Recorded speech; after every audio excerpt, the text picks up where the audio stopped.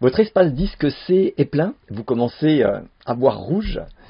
Bien, je vous propose de découvrir l'assistant stockage qui va vous permettre de reprendre les choses en main de manière automatique. Alors, l'assistant stockage est une fonctionnalité de Windows qui vous permet d'éviter de surcharger votre disque dur avec des fichiers temporaires inutiles. Bon, bah ça, il n'y a rien de bien nouveau. Des applications comme CCleaner et tant d'autres font ça très bien aussi. Mais ce qui est intéressant, je trouve, c'est que l'assistant stockage est compatible avec la synchronisation OneDrive qui va nous permettre d'éviter d'encombrer notre disque dur avec des fichiers que nous aurons à consulter que très rarement ou que nous n'utilisons plus, mais qu'on souhaite conserver malgré tout. Alors, pour tirer pleinement parti de cet assistant stockage, il faut bien évidemment que vos documents numériques soient stockés dans OneDrive. Alors, si ce n'est pas déjà fait, je vous invite à aller voir la vidéo dans laquelle j'explique pourquoi j'ai choisi d'intégrer OneDrive dans mon système d'organisation. Du coup, j'en profite également pour vous remettre le lien vers la formation qui vous permet de construire votre propre système d'organisation selon les principes de la méthode Sister 360 que je partage depuis plus de 20 ans avec tous ceux qui souhaitent optimiser leur organisation personnelle comme les cadres d'entreprise, les entrepreneurs indépendants ou les professions libérales.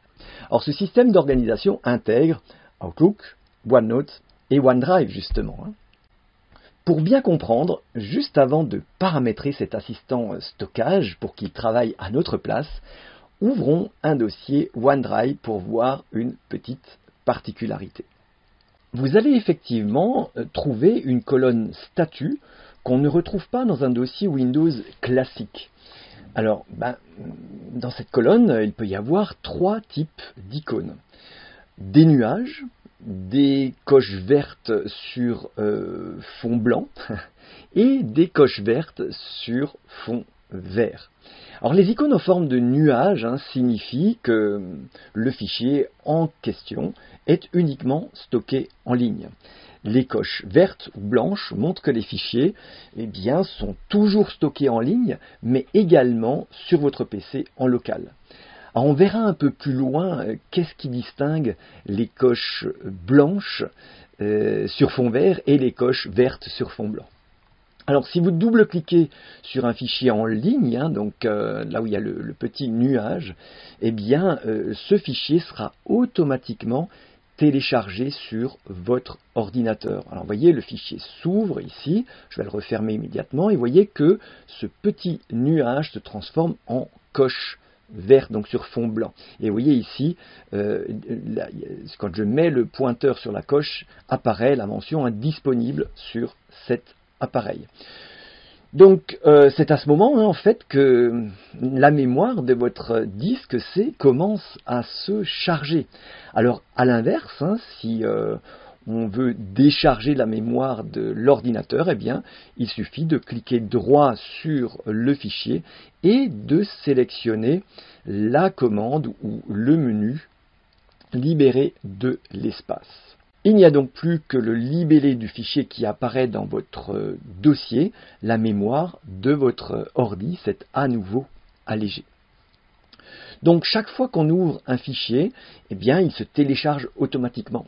Mais une fois le travail fait ou la consultation de ce fichier terminée, on ne pense pas toujours à recliquer sur ce fichier, cliquer droit et sélectionner à nouveau libérer de l'espace disque. Et c'est comme ça que peu à peu le disque C se met dans le rouge. Puisqu'on peut à tout moment choisir ce qui doit rester en local ou ce qui peut être uniquement stocké dans le cloud, on n'a qu'à sélectionner tous les fichiers qu'on veut laisser uniquement en ligne et cliquer sur libérer de l'espace. Vous avez raison, on l'a vu, ça marche très bien en mode manuel. Mais c'est encore mieux en mode automatique.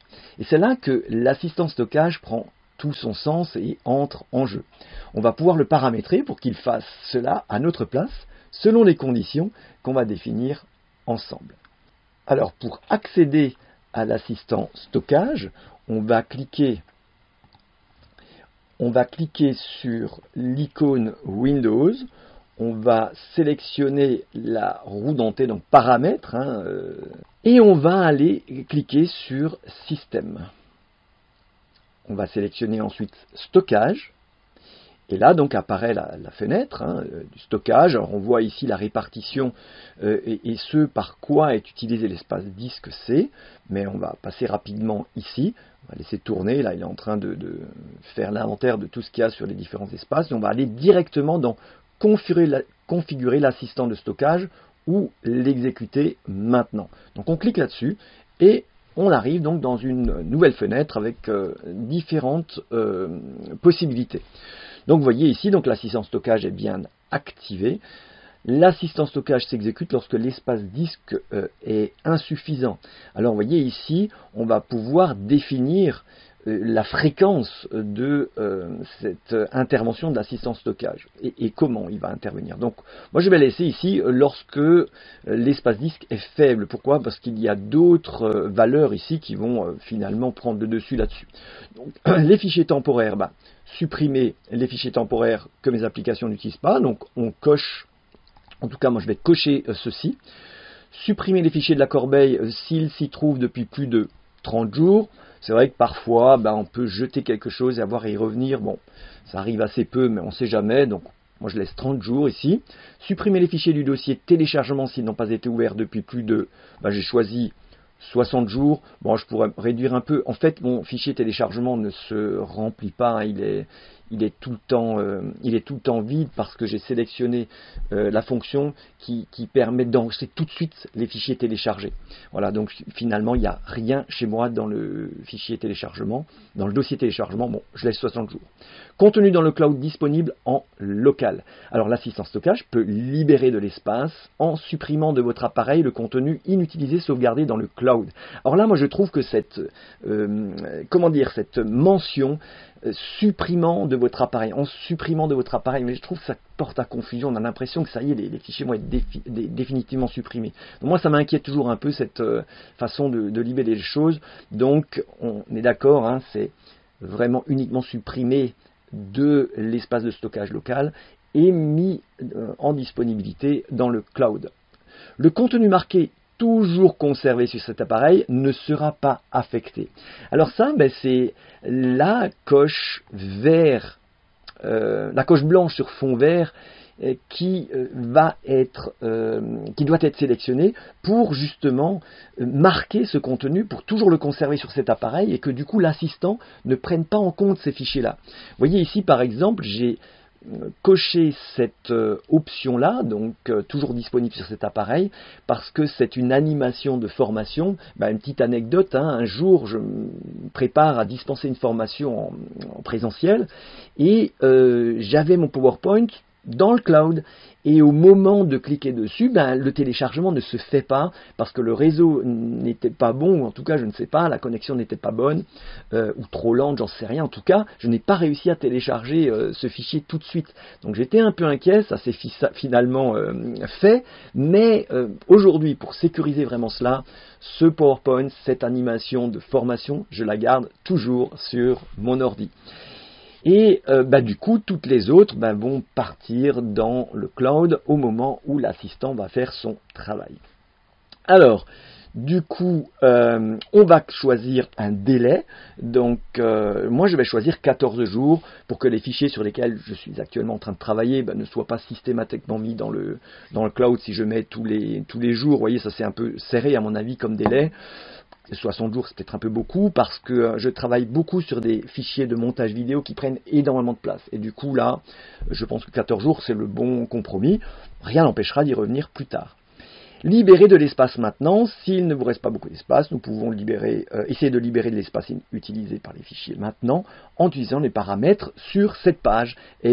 On va le tenter tout de suite. C'est parti.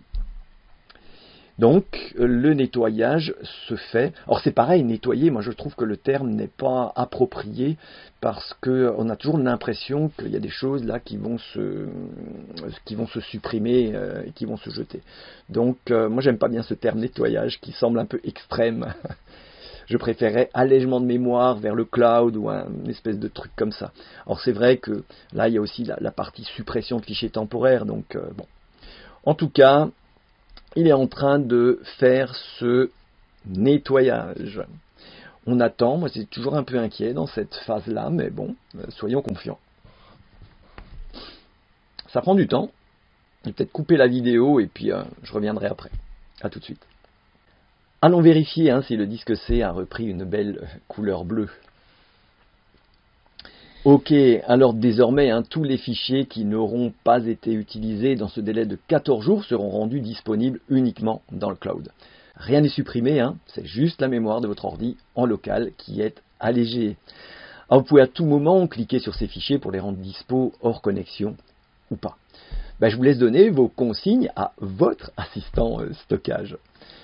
Je vous dis à très bientôt dans la prochaine vidéo. Si ce n'est pas déjà fait, abonnez-vous pour ne pas la manquer. Et puis un petit pouce si cette vidéo vous a plu. Ça me fait toujours évidemment grand plaisir. Prenez soin de vous, organisons-nous, prenez la main pour retrouver un esprit libre et serein. Salut!